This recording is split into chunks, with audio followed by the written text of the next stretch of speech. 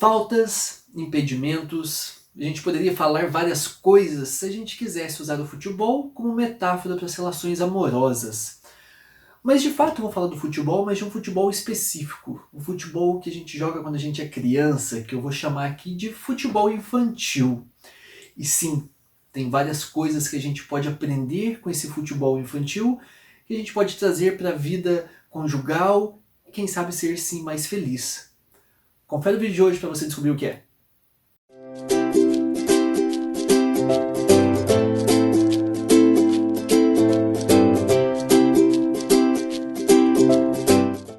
Num primeiro momento, o futebol por si só seria uma boa metáfora.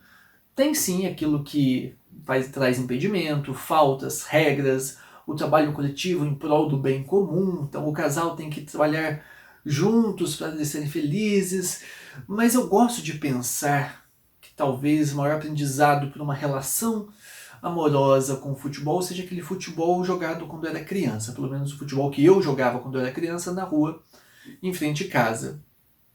E como é que era esse futebol? Um time lá, tantos meninos para um lado, tantos meninos para o outro, e a regra era a seguinte: o time que fez 10 gols primeiro ganha e troca o time. Até aí tudo bem. A questão era, toda vez que o jogo empatava, zerava o placar.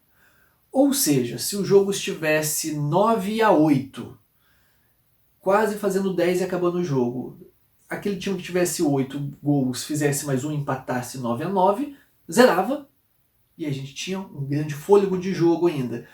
O que nós, quando éramos criança, lá no interior de Minas, já sabíamos?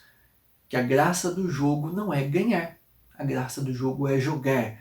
A gente criou regras para que o jogo fosse muito longo, que o jogo fosse extenso, que a gente pudesse jogar o tempo todo, de modo que tudo bem se a gente não ganhasse, desde que a gente jogasse bastante. Não teria a menor graça se a gente entrasse, fizéssemos 10 gols rapidinho, 10-0 e ok, próximo time. Aquele jogo não teria dito muita coisa. Agora, se fosse um jogo que empata, zero, aí um outro tá quase ganhando, empata, zero, o outro vira. Isso é dinamicidade, isso é vida. E como é que a gente pode pensar isso nas relações? A gente sempre tem essas trocas enquanto relação. Né? A gente sempre tem a sensação que alguém está, aspas, ganhando, ou está mais forte na relação, ou tem mais um pouco de poder na relação, e tudo bem. Até aí tudo bem. Desde que isso seja dinâmico, desde que isso seja fluido. Eu já disse em outro vídeo, fazendo uma comparação com a gangorra, um em cima, um embaixo, um em cima, um embaixo, a graça da gangorra está no gangorrar. Ou seja, fez gol, toma gol, empatou o jogo, continua.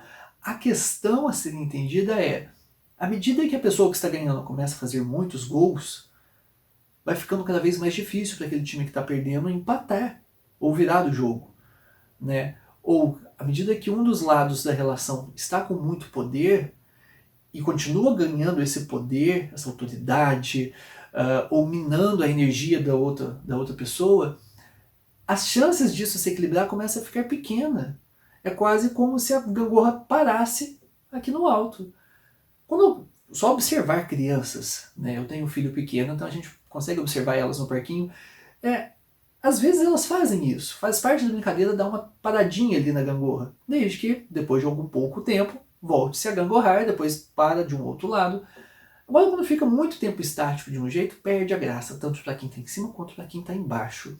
Numa relação, quando alguém começa a ter muito poder ou alguém começa a ter pouco poder, e esse poder, gente, leia-se, quem está na relação vai entender isso melhor, mas questões de discussão, questões de decisões, questões de planejamentos, sempre tem alguém, e não estou dizendo nem de briga, né? Às vezes a briga está incluída aí, mas quem toma as decisões, quem decide os planos, quem faz tudo, quem promove as situações de debate, quem traz assuntos espinhosos para serem discutidos, isso diz respeito ao poderio de quem está na relação.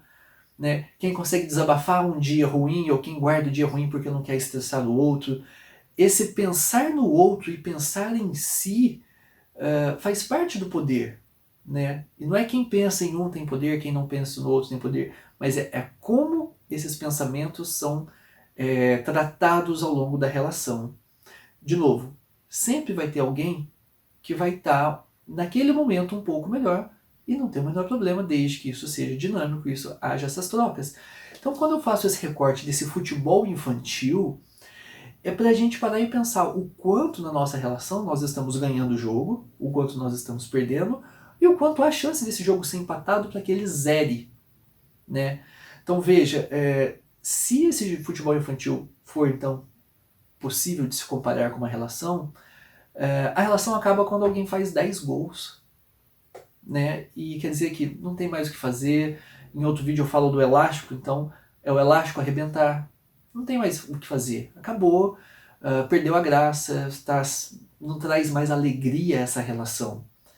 Então, eu falo pra gente perceber assim, se na minha relação eu tô sentindo que a outra pessoa tá muito apagada, quer dizer que eu tô ganhando muito esse jogo, vamos deixar essa pessoa ganhar, vamos permitir, vamos dar espaço, não é deixar no sentido de altruísmo, tadinha, né? Mas é dar espaço para que ela jogue. Porque muitas vezes, então pensa num time que tá perdendo lá o famoso 7-1. Às vezes não quer, ele só quer que o jogo acabe. Não tem nem força mais para querer virar esse jogo. Então muitas vezes a pessoa que tem menos poder na relação, ela nem quer mais estar nessa relação, ela não tem forças mais para pleitear uma saúde nessa relação. Ela quer que tudo acabe e que deixe ela quieta num canto. Então entender, mensurar como é que está essa dinâmica nesse jogo para permitir que ele seja sempre jogado, para que ele possa se renovar. Porque quando acaba o jogo, acaba a relação. Então permitir que isso seja equiparado, que vocês façam novos contratos. A gente pode pensar que quando esse jogo zera, é um novo momento da relação, é um novo casamento, é um novo contrato, é quando a gente reoxigena a relação e traz coisas novas, são novas possibilidades de fazer dar certo, né? E às vezes eu vejo, né, à medida que eu vou atendendo pessoas, conversando, ouvindo, como tem pessoas que, pensando nessa metáfora do futebol, como tem pessoas que fazem gols a favor do seu time e fazem gols contra. Né? Alguém que está fazendo tudo para dar certo e de repente vê que a outra pessoa não está respondendo, ela faz uns gols contra. Como é que seria isso? Seria aquela pessoa que quando ela está errada, ela se desculpa porque ela está errada e ela reconhece o erro e percebe. E quando a outra pessoa está errada, ela pede desculpa também porque ela deveria entender que a outra pessoa está errada porque o momento dela é ruim.